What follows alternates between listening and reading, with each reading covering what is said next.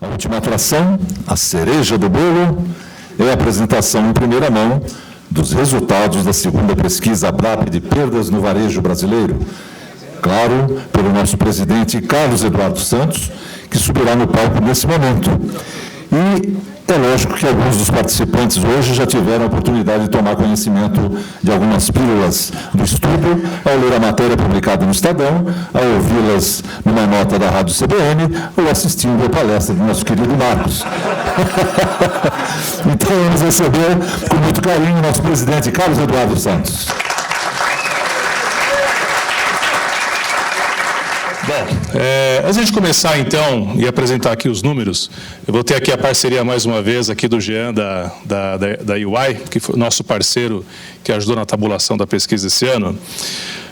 O ano passado, quando nós fizemos o evento de lançamento da ABRAP, a gente meio que quebrou um pouco o protocolo, e eu acho que vai ter que ser uma tradição a gente homenagear, né? Então, eu queria, nesse momento, homenagear duas pessoas que alguns poucos de vocês conhecem essas pessoas, mas talvez eles não saibam como eles foram muito importantes para nós nesse momento aqui na ABRAP. Tá? Então, eu vou chamar aqui o Cássio Romano, por favor, e o Ricardo Ribeiro, salva de palmas.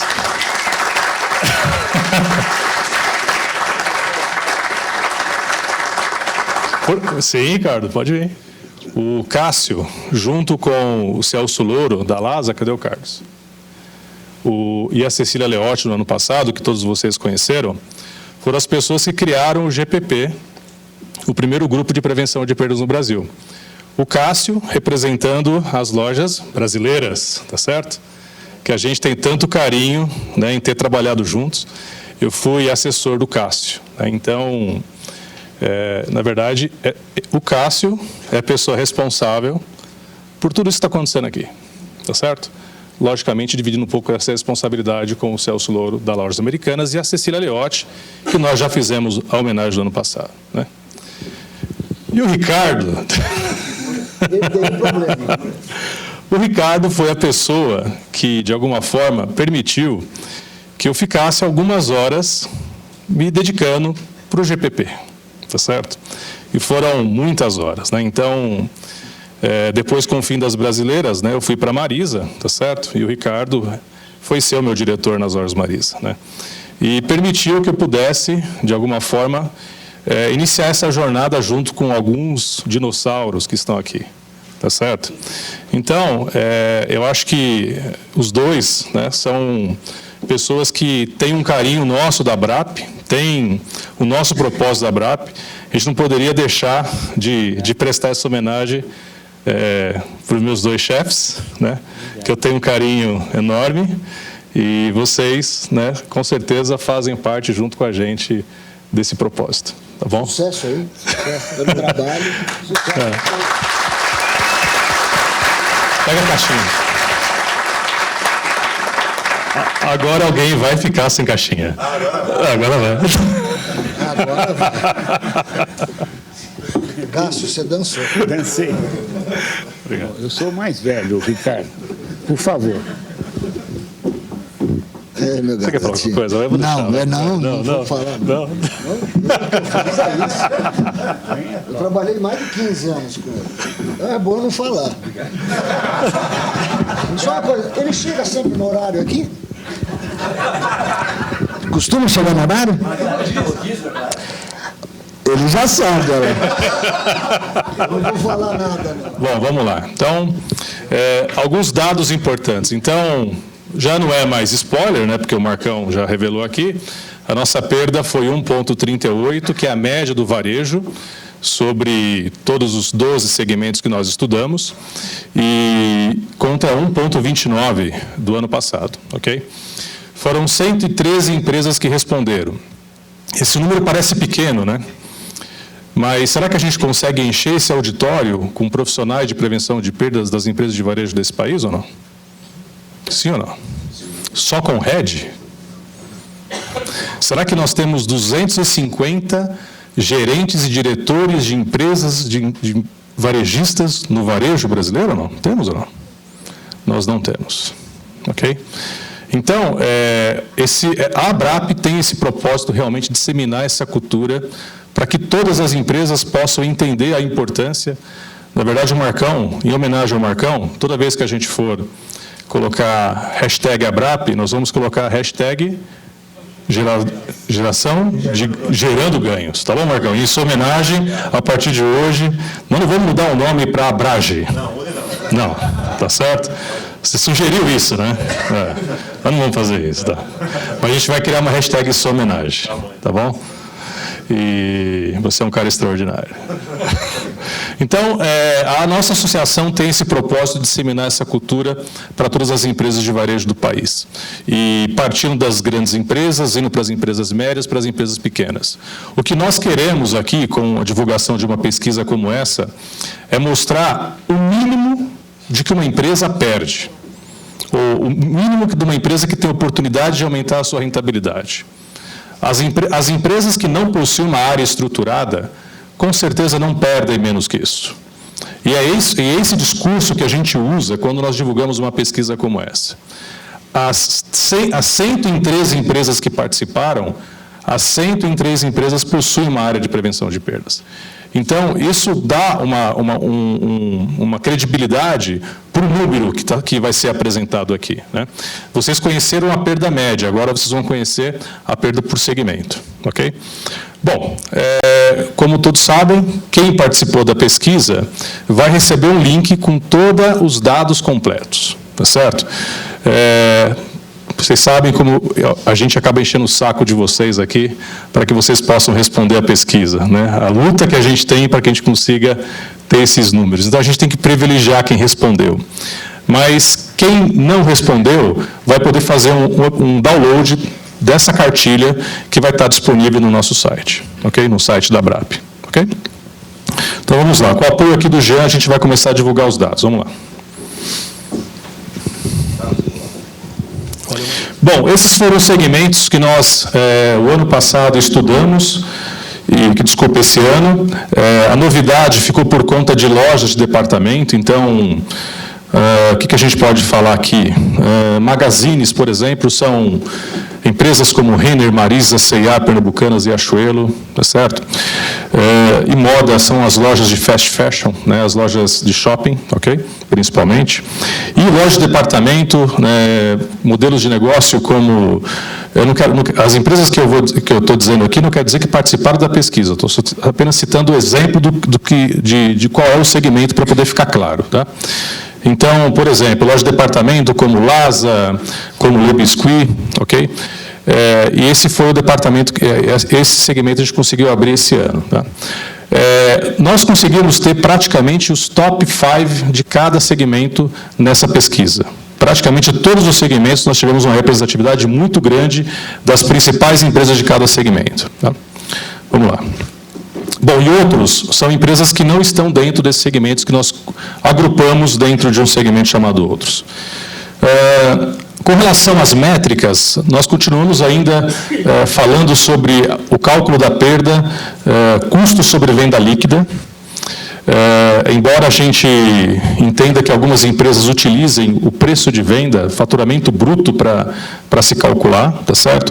A gente continua ainda tendo como padrão no nosso cálculo de perda o custo, a perda a custo, sem imposto, sobre venda líquida, sem imposto, ok? Vamos lá.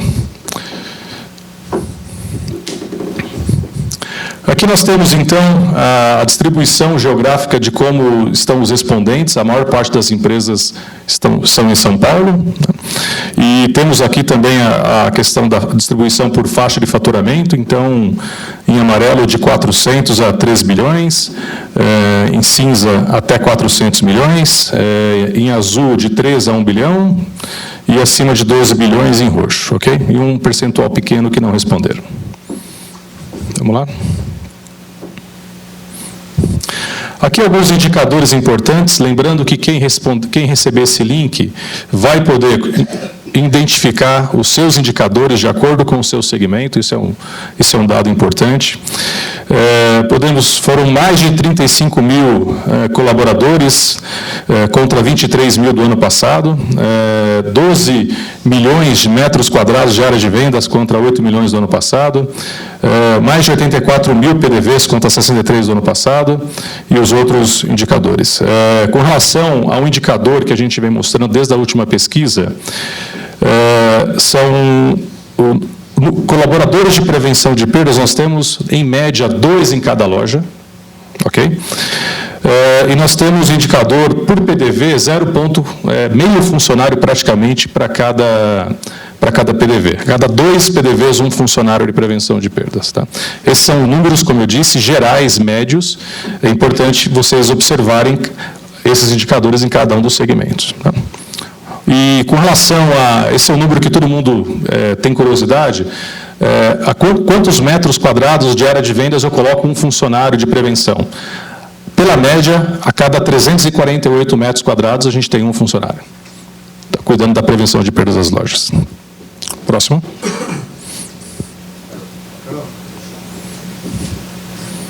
Estou na frente. Bom, o número que o Marcão revelou, né, e o Barros revelou também, tá certo? Então, o índice de perda foi 1,38, subiu em relação ao ano anterior. Considerando, então, a venda do varejo restrito, segundo os dados do IBGE, de 1,55 trilhões, nós tivemos, então, uma perda de 21 bilhões de reais no ano passado, contra 19 bilhões do ano passado, contra 19 bilhões de 2017. Ok? Essa foi a variação. Vamos lá? E agora nós temos as perdas por segmento. Então, esse dado aqui não foi divulgado. Então, os supermercados continua sendo o segmento do varejo com maior índice de perda, obteve um índice de 2,05, ano passado foi 1,94. O segundo foi perfumarias, assim, é uma tendência realmente foi uma expectativa realmente que perfumaria subisse o seu resultado pela atratividade que esse departamento tem dentro das empresas com relação a furtos, com relação ao mercado informal. Seguido por esportes, também a gente tem observado um crescimento das perdas nesse setor. Camisas de futebol, por exemplo, tênis, são campeões em furto nesse segmento de lojas. Aí não. O segmento de moda apresentou um resultado de 1,18. Esse segmento, a perda foi maior do que a do ano passado. E a gente tem observado aqui que algumas empresas estão indo pelo caminho contrário, né? Ao invés de estruturar uma área, estão eliminando áreas. E isso refletiu no resultado de perda. Tá certo? A gente sabe que algumas empresas desse segmento reduziram o seu time de prevenção de perdas ou acabaram com o seu time de prevenção de perdas. E o resultado está na pesquisa, né? A perda aumentou. Nós temos também drogarias com resultado de 1,09. Depois, segmento de construção lar, 1,02. E magazines, 0,88. Magazines tivemos uma redução em relação ao ano passado. E o setor que apresentou o menor índice de perda é o setor de eletro, embora também tenha tido um aumento em relação ao ano anterior. Ok? Vamos lá, próximo. Bom, aqui nós temos a classificação das perdas conhecidas e desconhecidas e a participação de cada uma delas. Nós tivemos um crescimento maior da perda desconhecida do que da perda conhecida. O crescimento da perda desconhecida foi de 10%, e o crescimento da perda conhecida foi de 8,5%. Bom, então, a gente consegue explicar um pouquinho o crescimento do índice de perda em relação ao ano anterior com 2 variáveis. Primeiro, que os varejistas tiveram um otimismo maior ao longo de 2018 com relação ao próprio governo e tiveram investimento significativo em níveis de estoque. E para alguns segmentos, a venda não aconteceu de acordo com o investimento em níveis de estoque que eles fizeram. Então, uma das explicações para essa perda ter aumentado foi realmente aumentar o nível de estoque e a venda não acontecer.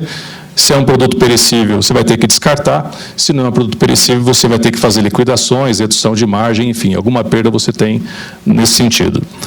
Bom, e também, pelo fato da perda desconhecida também ter crescido mais do que a perda conhecida, quer dizer, conhecidas são as quebras e a desconhecida a gente não sabe, são os furtos principalmente, né?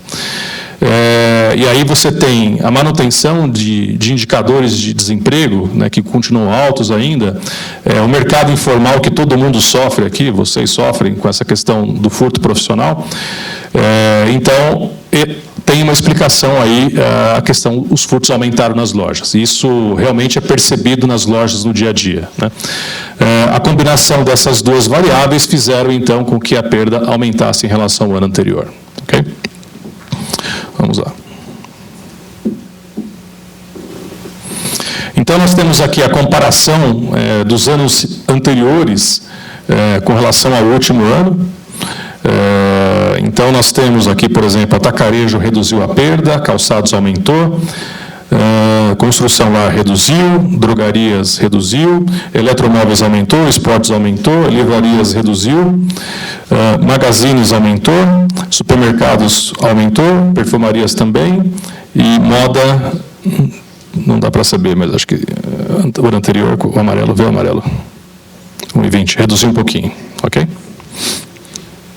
Então, esse foi o impacto, e a gente pode, depois, ao longo dos nossos debates, dentro dos nossos comitês, falar com mais detalhe um pouco, né, exatamente desses números. Vamos lá.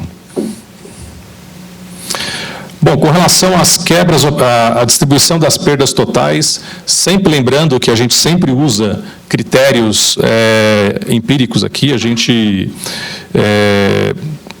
como fosse estimativa, né, qual o índice de sentimento que as empresas têm com relação à distribuição das perdas, porque a gente não tem muita ferramenta para separar o que é furto interno, o que é furto externo.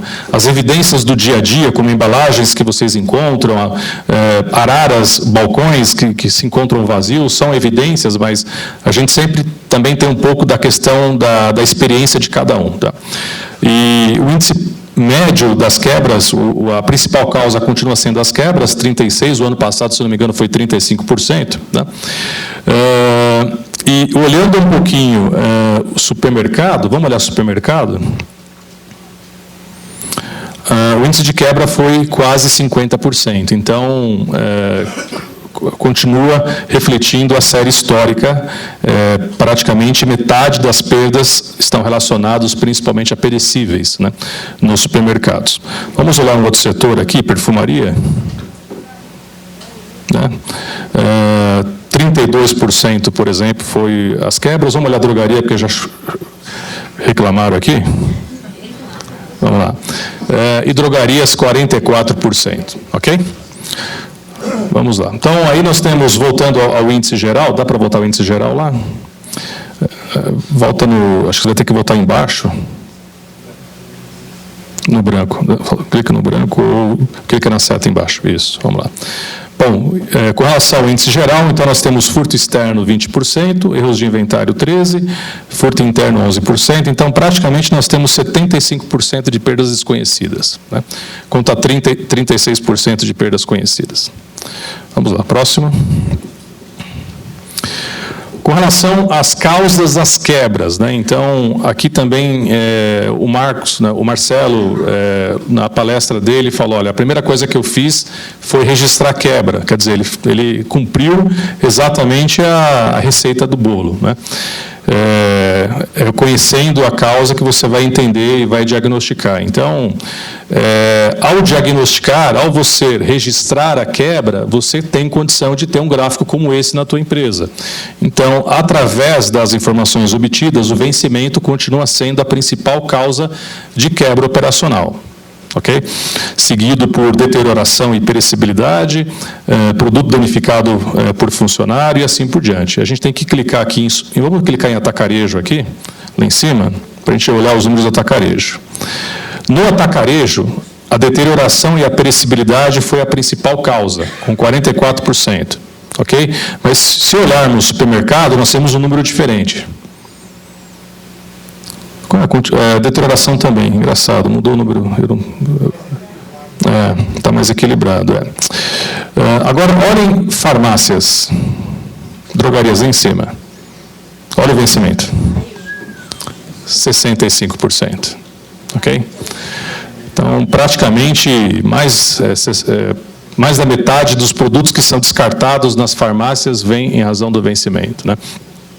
E o ano passado nós já falamos da questão da dificuldade que tem as redes de farmácia em fazer gestão de estoque. Tá certo? E porque você tem que...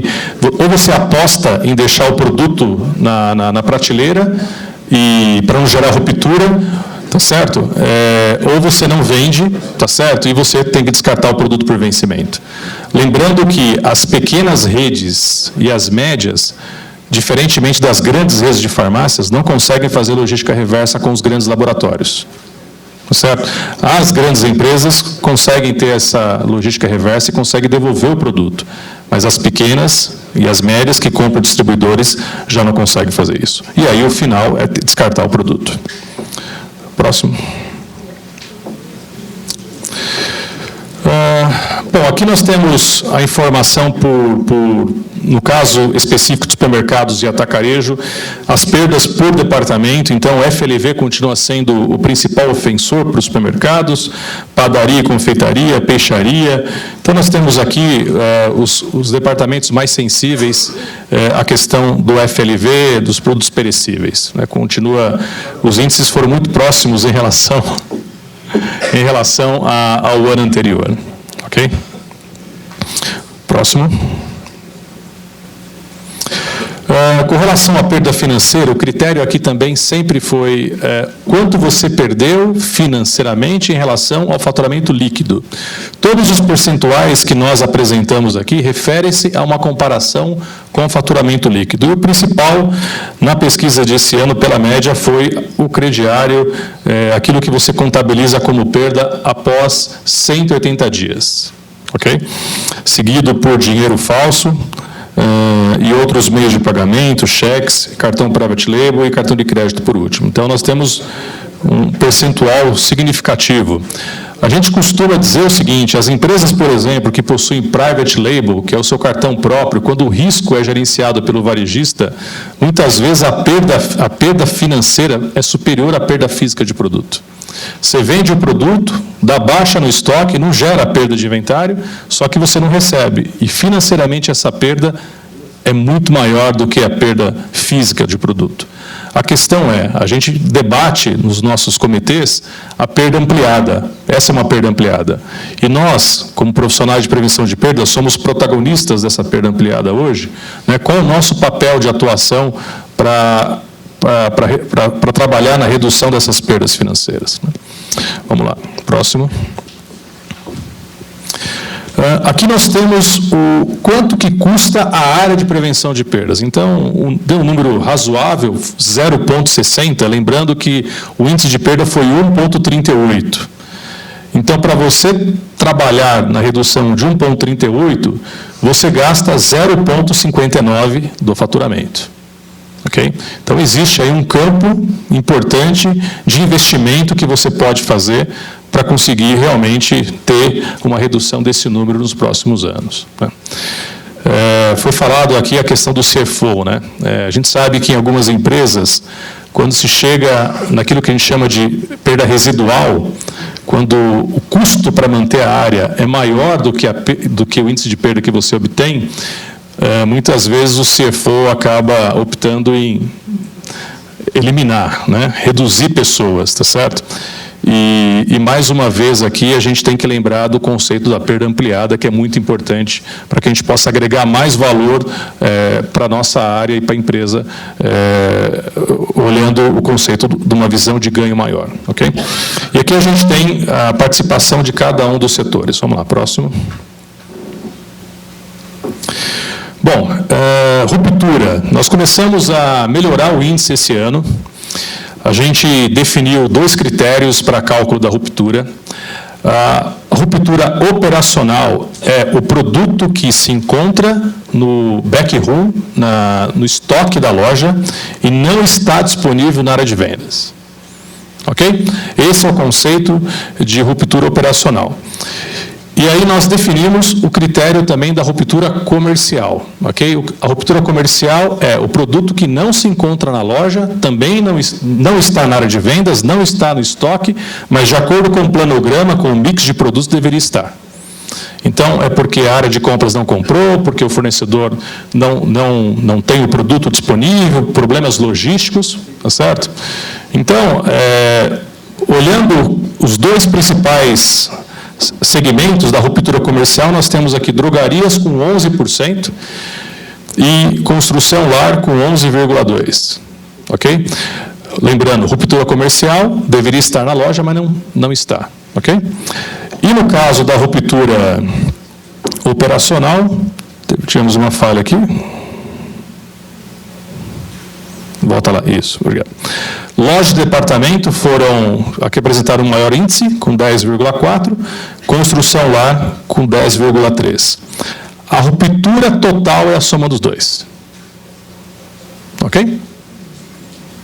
Bom, para a gente olhar, existe uma entidade que é a Nielsen, que estuda a ruptura no varejo brasileiro, e geralmente supermercado, ela divulga o índice para supermercado, o índice dá em torno de 10%. A cada 100 produtos que um cliente procura na loja, 10 ele não encontra. Ok? E ainda, falando um pouco desse estudo da Nielsen, 40% dos consumidores compram outro produto e 60% não compram. Então, a ruptura gera a perda de venda. Aí a questão é, no conceito da perda ampliada, que nós tratamos dentro da ABRAP, a ruptura é um dos pontos de maior atenção que a gente tem que dar, porque nós temos aqui uma grande oportunidade também de aumentar a venda da companhia se a gente atuar como protagonistas na redução da ruptura. Okay? Vamos lá, próximo. Acurácia. Acurácia foi outro tema que nós começamos a pesquisar no ano passado, e esse ano trouxe resultados melhores. Então, sempre que a gente cria um indicador e começa a pesquisar, a gente a cada ano começa a afinar e o conceito começa a também ser disseminado para todo mundo. Então, nós definimos a acurácia quantitativa, exatamente a diferença entre o estoque físico e o estoque teórico. Então, um exemplo, um estoque teórico de um produto qualquer deveria ter uma quantidade de 100, e foi inventariado 90, então é 90% de acurácia. Ok? Só que existem negócios que esse índice de acurácia não é tão relevante, porque existem negócios que fazem muito picking na operação. Tá certo? Que tem uma operação mais de puxada do que de empurrada, tá certo? Quer dizer, você abastece a loja de acordo com a performance de venda. Ao invés de você abastecer a loja uma grade completa, gerando o risco de não vender o produto e ter demarcação e você ter que fazer transferência ou logística reversa devolver o produto, na verdade você tem um nível de assertividade maior se você abastecer de acordo com a performance de venda. O pessoal do varejo têxtil chama isso de push and pull, ok? Que é grande objetivo de quem trabalha com varejo fast fashion, ok?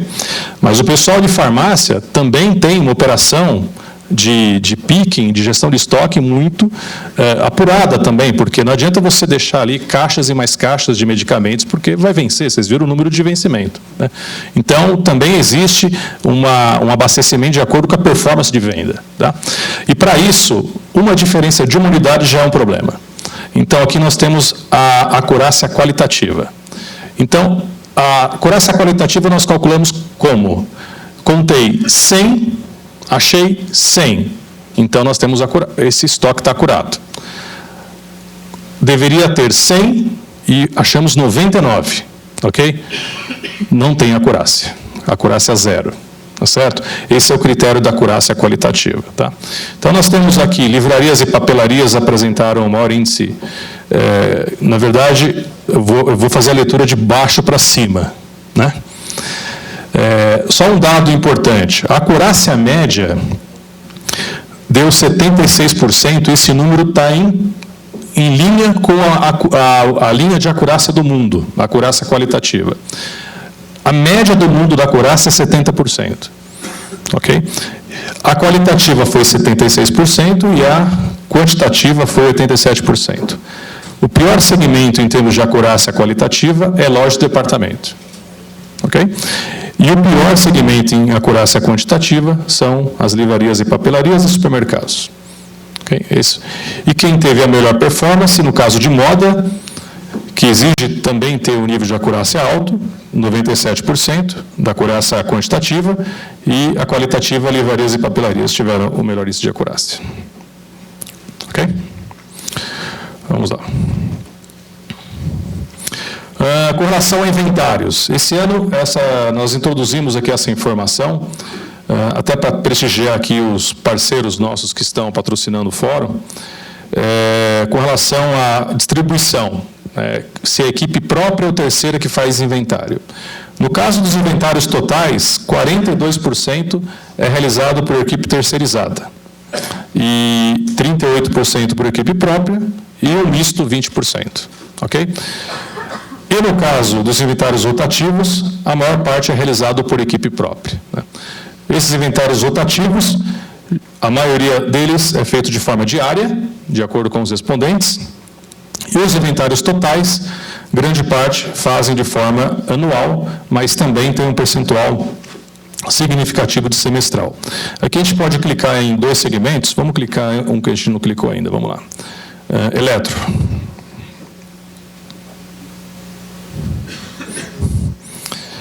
Eletro tem a grande parte deles fazem inventário semestral, né, e por equipe própria. Vamos clicar no outro aqui, vamos... calçados. Aqui a maior parte deles fazem inventário anual e semestral, ok? E magazines.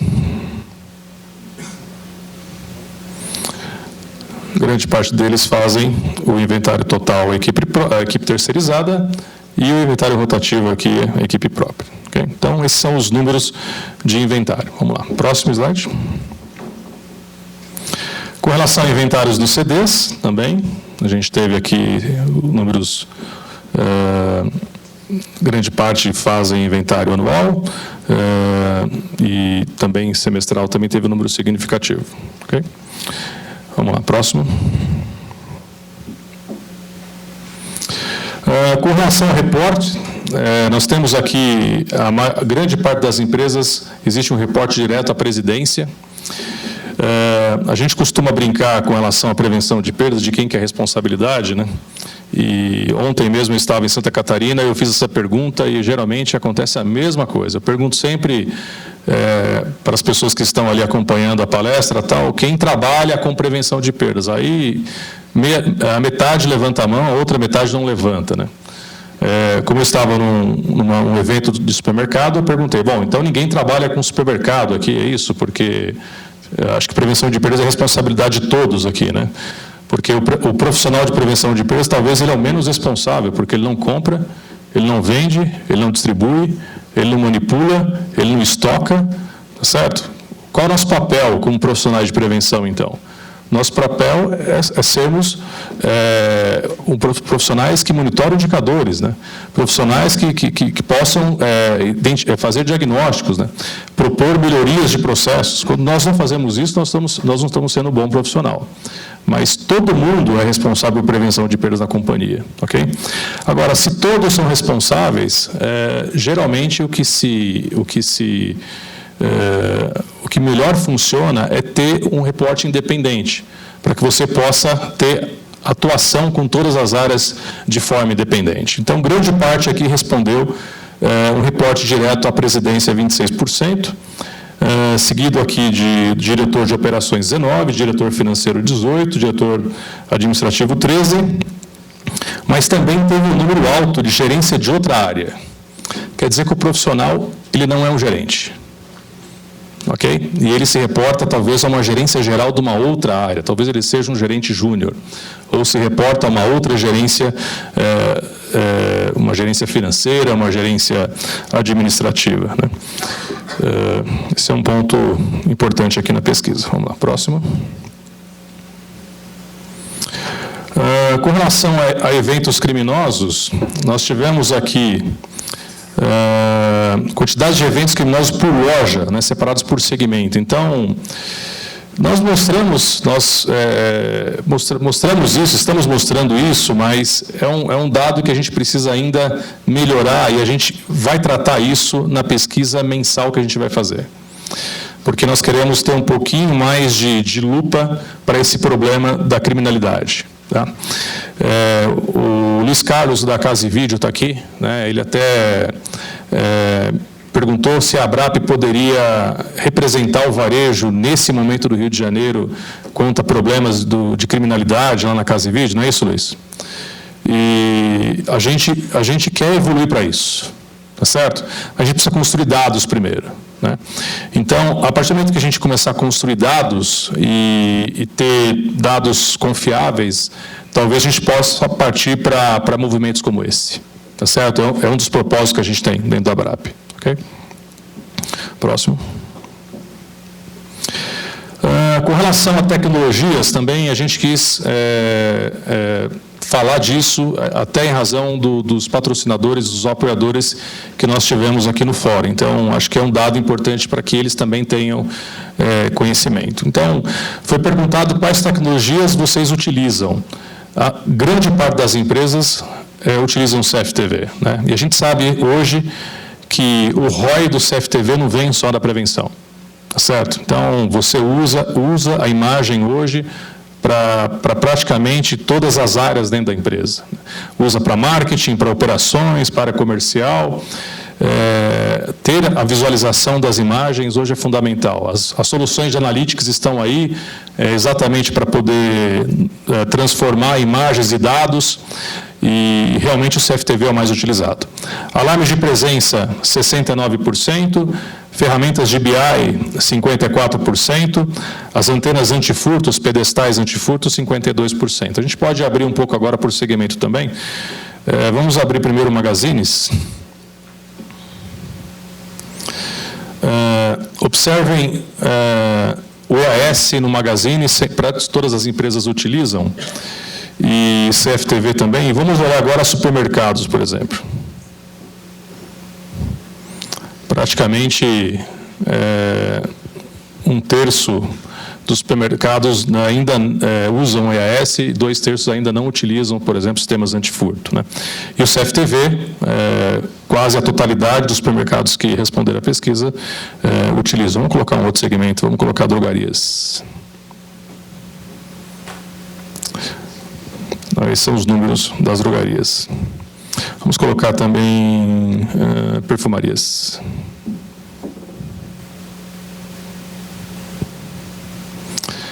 A gente percebe que tem muito espaço para tecnologia. Tá certo? A gente tem o CFTV já disseminado como uma ferramenta importante, mas tem muito espaço para outras tecnologias também se desenvolverem em outros segmentos do varejo. Vamos lá, próximo. Bom, e a gente também entende que o varejo está se tornando omnichannel, a gente está vendo as empresas desenvolverem seus canais e-commerce. Quem faz parte dos comitês, dos grupos de WhatsApp, eu compartilhei recentemente a experiência do Walmart no México usando a sua solução Omnichannel, a sua solução Pickup Store. Então, quem não está dentro desse mercado do e-commerce, em algum momento vai estar, seja por uma operação independente, seja por um marketplace, enfim. A gente também tem que começar a olhar para isso e tem que começar a estudar isso e debater esses assuntos dentro dos nossos comitês. Tá? Então, olhando, por exemplo, isolando somente a operação e-commerce, nós tivemos condições de apresentar o resultado só para calçados, eletro e perfumarias. Os outros segmentos nós não tivemos representatividade de dados para apresentar. Então, a média desses 3 segmentos mostrou que o índice de perda das perdas não conhecidas foi 0,102 embaixo. tá certo? E as perdas identificadas, 0,11, né? Total aqui dá algo em torno de 0,23, é isso? 0,21, não é isso? 0,21, ok? Esse foi o índice total da operação e-commerce. Né? Está faltando um percentual aqui, é 0,21. 0,21, ok? E com relação às perdas financeiras, porque a gente tem aqui bastante sensível essa operação, chargeback, essas coisas todas, nós temos aqui principalmente a questão dos cartões de crédito, né, como o principal, o maior índice de perda financeira, com 0,1, tá certo? Fraudes com 0,01 e boleto 0,002, ok? Então, a somatória aqui deve dar algo em torno de 0,15, né? Acho que é isso, 0,16. 0,16 seria o total sobre a perda sobre o faturamento líquido. Ok? Vamos lá, próximo. Bom, é isso. Então, mais uma vez, vocês vão receber um exemplar que é um resumo dessa pesquisa hoje, ao final. Quero agradecer mais uma vez a UI, acho que o Fernando está aqui. Cadê o Fernando? Quer vir aqui também para dar uma palavrinha, Fernando? Acho que seria importante. Então, a gente quer agradecer aqui mais uma vez a UI, que acreditou no nosso propósito. Só para vocês terem uma ideia, pessoal, esse pessoal aqui, para quem já contratou essas Big Four, vocês sabem o quanto que eles têm o compliance na veia, tá certo? E esses caras aqui acreditaram no nosso projeto do ano passado, quando nós falamos com eles, que a gente queria fazer uma pesquisa, queria ter uma empresa de renome internacional para poder gerar para vocês a credibilidade, para que vocês possam responder. Esses caras confiaram no projeto. A gente não tinha CNPJ, a gente não tinha ABRAP, não tinha... Simplesmente, né, eu não tenho olhos azuis, tá certo? E eles confiaram numa apresentação em PPT, nesse trabalho, né, belíssimo que a gente está desenvolvendo aqui. Então, mais uma vez, agradecer aqui a UI e acho que seria legal você fazer um comentário aqui, Fernando, por favor. Tá? Muito obrigado, Carlos. Obrigado, ABRAP. Em nome da UI, queria agradecer a oportunidade de participar de um evento tão de alto nível. Foi excelente o evento. O nível das discussões, a troca de informações. Foi, olha, de parabéns. Eu queria quebrar o protocolo, pedir uma salva de palmas ao Carlos e a toda a diretoria da ABRAP, porque foi extraordinário o evento que eles fizeram lá. Muito bom mesmo. Quando o Carlos nos procurou para fazer esse trabalho, mais do que a independência da UI, o número frio da auditoria, a testar fé no número, tem um comentário lá no canto que a gente trabalha bem. A UI trabalha para construir um mundo de negócio melhor. E o que a ABRAP tem feito, quero mudar o nome, né, para gerar ganhos, mas o que tem feito no mercado de varejo tem feito muita diferença. O nível de informação, o nível de conhecimento que está sendo disseminado contribui para um mundo de negócios melhor. Se a gente não tem uma troca tão efetiva entre os segmentos, aqui a gente consegue uma troca entre segmentos. Eu posso aprender com o meu colega o que está acontecendo. Esse trabalho, de novo, é essencial e faz a diferença no varejo. É um excelente poder participar. Deixa eu fazer alguns comentários sobre a pesquisa, para que a gente audite o número. O número subiu, é verdade, ninguém fica feliz com a subida do número. Mas, como disse o Carlos, a gente teve mais gente respondendo. Isso é uma ótima notícia. Mais gente participando da pesquisa, mais gente disposta a divulgar seus dados e compartilhar conosco e disseminar conhecimento. Isso só ajuda a todo o mercado. E parte desse grupo que veio responder estava em segmento que tinha uma perda maior. Então, você explica parte do número, como o Carlos já disse, por esse grupo que entrou para fazer esse trabalho. Então, não é bom o número, a gente podia melhorar, mas isso explica em parte. Um outro dado que está na cartilha, que todo mundo vai receber, se a gente tivesse mantido o mesmo universo de respondentes do ano passado para este ano, a gente teria um número estável. Isso é só um cenário, o número que vale é o que foi apresentado, mas a gente teria um cenário. Um cenário que, frente a toda a diversidade econômica, ao problema do transporte, a tudo que a gente enfrentou o ano passado, é um resultado extraordinário. Vocês estão de parabéns pelo que fizeram, porque foi muito bom o número. Se tivesse mantido a mesma proporção. Mas não é o que a gente tem que trabalhar com o número frio. Então, o trabalho que vocês fizeram o ano passado foi excelente. Tem que manter esse trabalho, manter o que a gente tem feito com a BRAP, porque o mercado só tem a ganhar com isso. E cada pontinho que a gente melhora ali é mais rentabilidade para nossas empresas. Para finalizar, a gente acredita, e foi bom ter escutado aqui ao longo do dia, que a prevenção de perdas associada a outra área de negócio traz um resultado muito bom. Quando a gente pode combinar o circuito de TV com algoritmos de analytics ou preditivos e consegue melhorar a fila, o tempo de espera, dividir entre check-out, eu melhoro a experiência na loja. Melhorando a experiência na loja, que ainda é a alma do varejo, eu tenho um excelente resultado para o meu cliente. Quando eu pego a prevenção de perdas com a curacidade de estoque que eu preciso trabalhar, se eu for trabalhar só do ponto de vista da prevenção de perdas, o CFO pode reclamar. Quando o comercial vem e me fala que eu preciso de novas estratégias de omnichannel, e eu vou transformar este omnichannel em pick-up store, em prateleira infinita, ou ship from store, eu preciso de acurácia de estoque. Essa acurácia de estoque é a mesma que prevenção vai utilizar. Quando as áreas se unem, eu consigo fazer mais fácil. E o varejo só tem a ganhar com tudo isso. Mais uma vez, parabéns a vocês pelo resultado do ano passado. Obrigado, Carlos.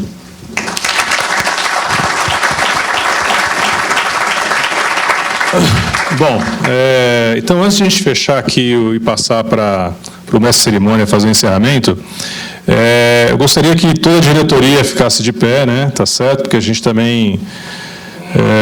o esforço de vocês é que garantiu, né, todo o trabalho. Então, uma salva de palmas para toda a diretoria e conselho.